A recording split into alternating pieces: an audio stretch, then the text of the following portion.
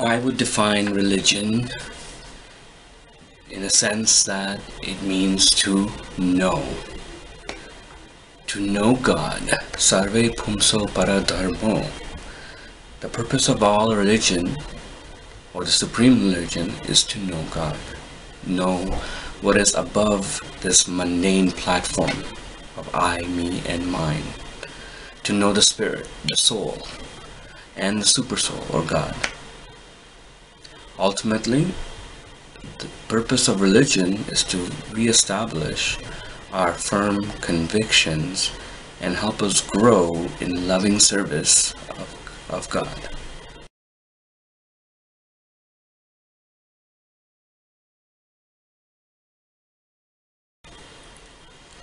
What is the basics of Vedic culture?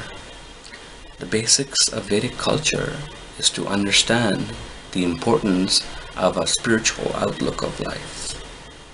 It is not simply that you worship in the daytime or in the evening and the rest of your life is for mundane activities. No, it's a progress into spirituality. The path or marga is meant for elevation of the individual to understand their spiritual nature. So the basics of Vedic culture is to follow and practice the Vedic teachings so that one can implement them in their life and help grow spiritually as well as materially.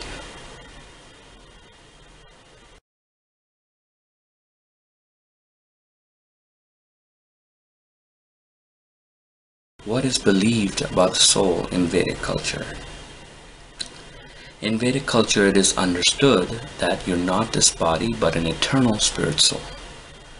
Commonly, we think that we have a soul and we are this body. I am Indian, I am American, I am black, I am white, I am brown.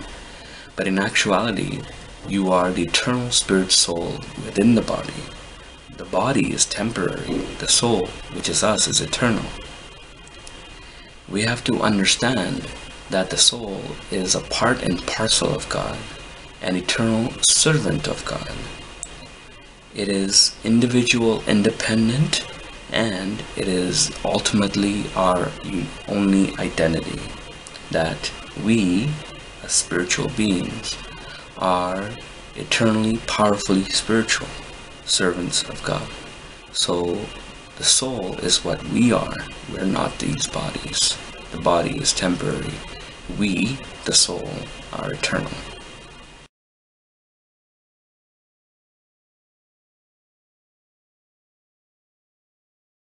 Vedic culture has a vast body of important texts.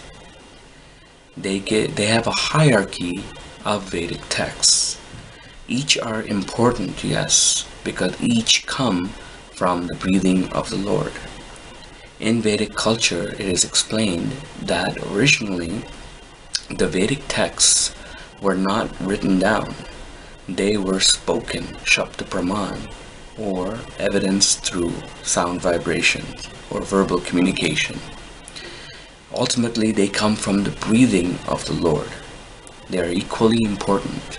However, if we study the Vedic texts themselves, we come to the conclusion that ultimately the Bhagavad Gita and the Srimad Bhagavatam are the most important Vedic texts.